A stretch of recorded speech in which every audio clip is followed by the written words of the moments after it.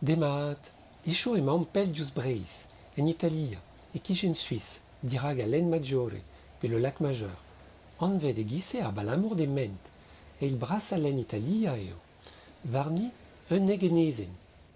E no zouez, isola bella. Betek mil c'hwerkant daou a tregon ne oa nemet un enezen gant ur geriadenn besketerien. Met bremañ eo el lec'h touristel eus argenta. Perak, deomp da welout. Set uni war an enezen, un tamm re a douristed zo, hag an douristed eo a real evel just. Ul lec'h sioul a didud zo war an enezen memestra. An iliz, gweslet da Sant Victor. Un digarez da ober un eannig a rog en emgavout en engroez a darre. Dindan an oter en emgav relegou Sant Victor.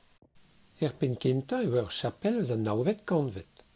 Braset a treuzfurmet en un iliz e vo e 1400 varnugen pa vo e distrujet an iliz koz da gen ver savidigez ar palez hag al liorzo ema o monvant da wela denni.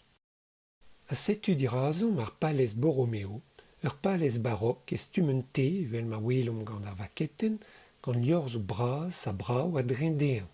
E 1400 daou a tregon e krogas ar c'hont Charles III Borromeo da sevel ur palez en enor de c'hwek, Isabella Dadda, e chuet e voe gant e vibien e 1400 daou a anterkant. Ranvejoù da eul e vo ur greizien vondian a bouez bras. Irio an deiz eo ur mirdi ar zou barok lec'h ma kaver tolennoù, palennoù moger, kizela durioù, ar ribeuri a pennoù berennoù. Pe a dra da vez an bammet gant splanter ar mareoù tremenet.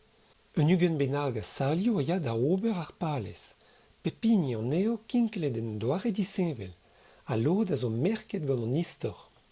Ur sal zo anvet San Napoléon, rag Napoléon a dremenas daou zevez palez e 1607 a pevar ugen. Un an all zo sal a Rouannez en enor da Vari Christine de Savoie degemeret palez e 1100 varnugen. E 1905 a tregon e vo aozet e sal a sonerez ar Conferencia Distressa ur c'hendalc'h gant ar penostad penna evit koze al eustor a durioù furem gleo Versailles gant Hitler. Apel diouzh d'ar voujour Nestor eus prenestrou ar palez e seblant al lenn bez a ur melez ur meurdezus evit an oap. Dour sioul al lenn, ar menecho, ar goulou o c'hoari gant ar gwagennoù bihan ar o deomp da sonjal neus nemet ken e da peor amañ. Met brudet eo ar palez evit un dra a alivez, e c'hwersal e stum mougevioù. Ar mougevioù se, savet etre 1400 a pevar ugen a derou an triouervet kanvet, a kinklet gant mozaik kregin, bili, mabr a danvejoù naturel all, oa bet ijinet evit bom ar wela denerien a degaz un tamm frester ennañ. Skeudennet eo un tem disevel e pepini eus ar salioù, liammet aliez ouzh bet ar mor hag ar vitologiez. Kregin, botet, delfinet a morganezet a gaver, met divez elfen o exotek deuet eus broioù pell. Padreuz ar salioù se, en em sant ar gwella denner evel e gwelet ar mor, en ur bet faltazius, ke mesket ennañ an marz, an natur hag ar faltazi. Un lec'h dibar, souez eus a plijus war un dro, hag a jome pell e penn an dud. Pe a dra da vrasad brud ar familh Borromeo. Kal straou a jomfez a zeskriva, me poen eo mont ermez bremañ da aveli ur penn el liorzo. E chuet e voen e 1404 ugen, un ugen vloaz bennak goude ar palez.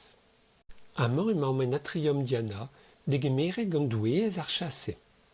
A bep tu dei, daouz kavier krom a gaz d'ar saven anvet piano de la canfora, a zeu e c'hanno eus ur wezenn ganfr plantet e 1100 ugen.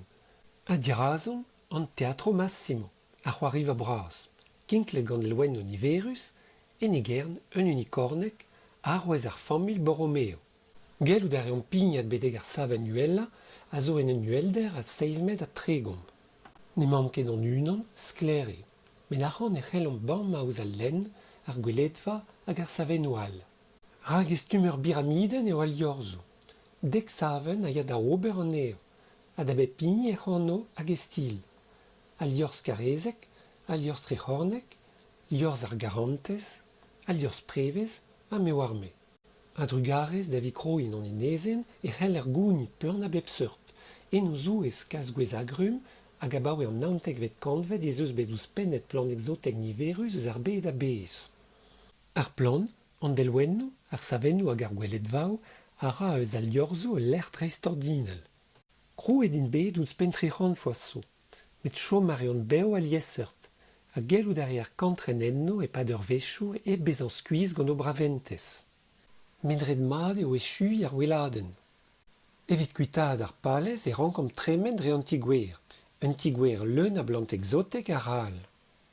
Setu, eus ar vag e welon gwelloc'h stum ar biramide. Emichans em eus roet der c'hoant da vont da weladenniñ izo la bella.